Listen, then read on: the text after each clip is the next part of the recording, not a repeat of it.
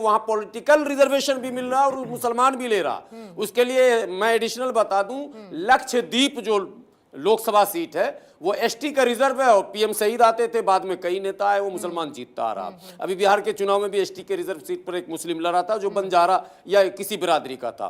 केवल एक आरक्षण है जो एससी को मिलता, अनुसूचित जाति को, अनुच्छेद 341 के अंतर्गत। उस पर 10 अगस्त 1950 को संवैधानिक व्यवस्था होते हुए उस समय के प्रधानमंत्री पंडित जवाहरलाल नेहरू जी ने धार्मिक प्रतिबंध लगा दिया था, जो अब तक चल रहा। मैं तो कहूंगा आदरणीय प्रधानमंत्री जी से, गृह मंत्री जी से, बार बार कहते हैं, भाजपा के साथी अभी भी कह रहे हैं कि धर्म के आधार पर नहीं होना चाहिए। मैं भी कहता हूं नहीं होना चाहिए, हटा दें फिर। बिल्कुल हटाना चाहिए, यह प्रतिबंध भी हटना चाहिए। अब रही बात की सूची राज्य सरकार बनाती है, केंद्र सरकार को भेजती है, वो परंपरा पुरानी है।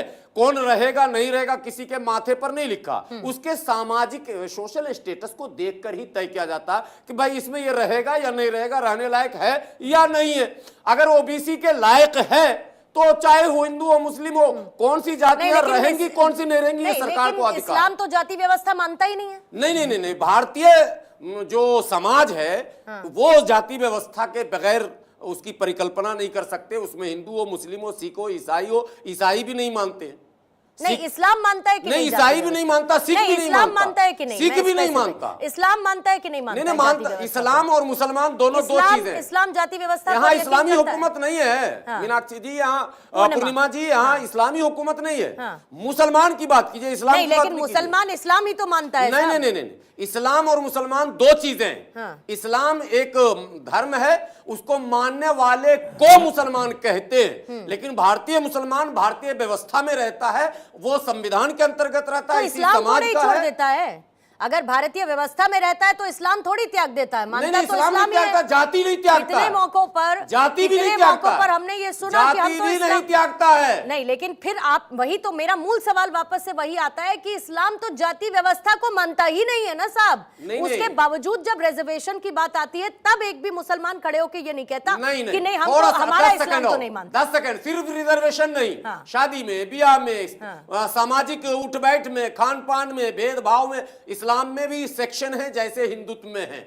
एकदम क्लियर कट। हमारे यहाँ अशराफ है, अजलाफ है, अरजाल है, पूरा मोमेंट चल रहा है हमारे यहाँ, पसमानदा मोमेंट हम चला रहे हैं। हमारे यहाँ वो पूरे सेक्शन हैं। जो धोबी हिंदू में है, मुसलमान में धोबी है, नाई हिंदू में, मुसलमान में नाई है। अपर कास्ट में आप जाएंगे, त्यागी हिंदू है, त्यागी मुस्लिम है, गुजर हिंदू है, गुजर मुस्लिम है, जाट हिंदू है, जाट मुस्लिम है। आप नट आएंगे, नट हिंदू है, नट मुस्लिम है, बक्खो हिंदू है, बक्खो मुस्लिम है, बंजारा हिंदू है, बंजारा मुस्लिम है। टोटल सेक्शन बटा हुआ है।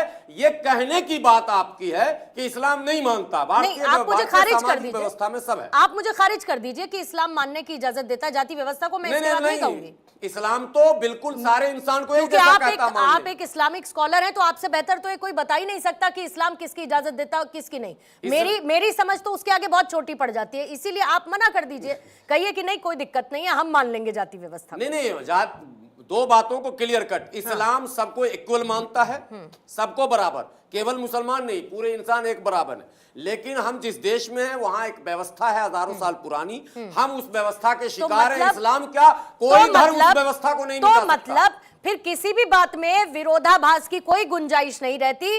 अगर वो इस देश में संवैधानिक व्यवस्था के हिसाब से चले तो कोई मुसलमान उठ के खड़ा ये नहीं कहेगा कि भाई ये तो इस्लाम विरोधी है। क्लियर है सर?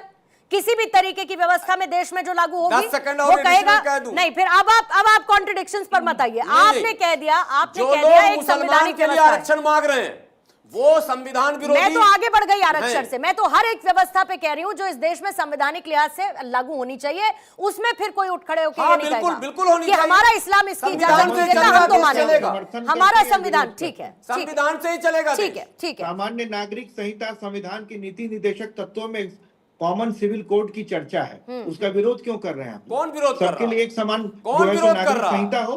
कौन कर रहा विरोध?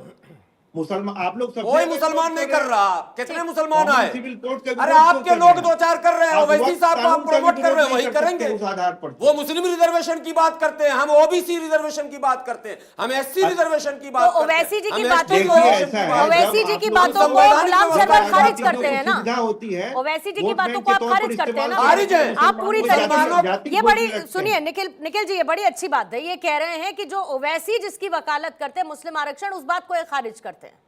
धर्म के उस नाम बात पर को ये आरक्षण खारिज जो करते भी हैं। मांगता क्योंकि है वो संविधान में जुमलेबाजी भी हो नहीं। गई। वो ये संविधान अपनी विरोधी। सुविधा ठीक के है। अनुसार शब्दों का चयन और अपनी परिभाषा के आधार पर अपनी बात को सही करने की बात है, जबकि वास्तविक बात यह है कि मुसलमानों में जाति भेद नहीं है, कोई कास्ट सिस्टम नहीं है, इसलिए इन्हें आरक्षण का लाभ लेने का कोई अधिकार नहीं है। सरकारें इन्हें वोट बैंक के तौर पर इस्तेमाल करती हैं और इस तरह अपना उल्लू सीधा करती ठीक है। हैं।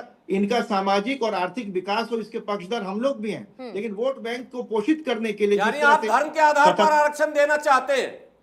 धार्मिक आधार पर आप लोग मांग कर रहे हैं। नहीं, हम तो सीधी कभी नहीं बात मांग है, कर रहे। मुसलमानों में कोई धर्म नहीं अरे है, हम तो कोई अनुच्छेद जाति नहीं है, 341 पे जो प्रतिबंध इसलिए आपने लगाया है, उसका भी के विरोध आधार कर रहे पर हैं। मुस्लिम कम्युनिटी में कोई जाति नहीं है, इसलिए जाति के ये आधार आपको पर कब से ज्ञान हो आरक्षण गया? देना एक तरह से गैर आपको कब संवैधानिक से है। यह ज्ञान हो गया? मुस्लिम जाति में जी किसने नहीं, कहा? कोई भी भेद नहीं है। आप नहीं, अपने किसने कहा सुविधा के आपको? अनुसार से अरे definition हमारे को यहाँ बदल अनेकों नहीं सकते किताबें हैं। लिखी है, हमारे यहाँ बहस चल रही, मूवमेंट चल रहा, आज से नहीं हाई 200 कोर्ट ने- साल से, हाई कोर्ट ने कलकत्ता हाई आसीम कोर्ट ने बिहारी इसे से निरस्त लेकर कर आज दिया था। तक।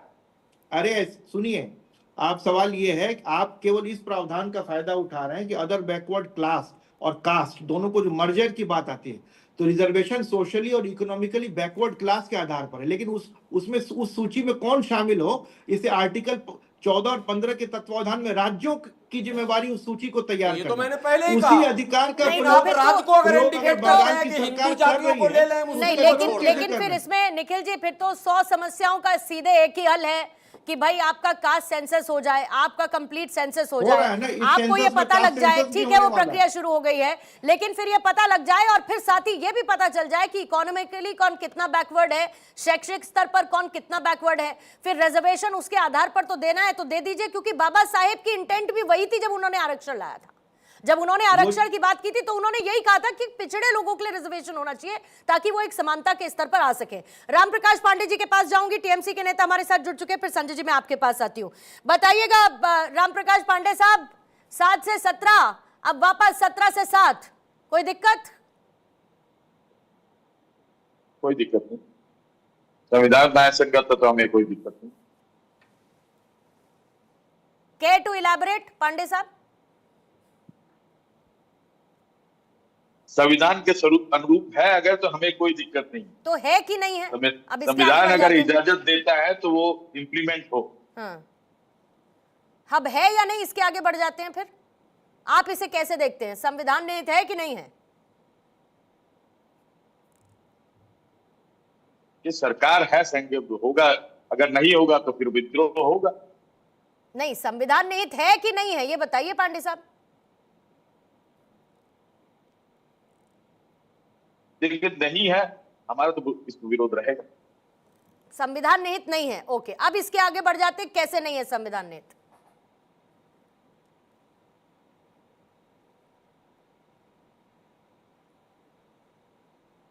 हमारा पहले तो ये देखिए, विरोधी हम हैं, जब हमारे विरोधी के साथ उन्होंने क्या संयम लेके ये किया, बात कर वार्तालाप करके किया, विरोधियों की कोई मत ही नहीं ली गई, तो हम यहाँ पर कोई भी कमेंट नहीं करें। मत करिए। पांडे साहब की आपको बात संजय जी समझ में आई क्या? पांडे जी क्या बोल रहे हैं, कंफ्यूज लग रहे हैं, मुझे समझ नहीं आ रहा। लेकिन एक चीज महत्वपूर्ण है, रिजर्वेशन की जब चर्चा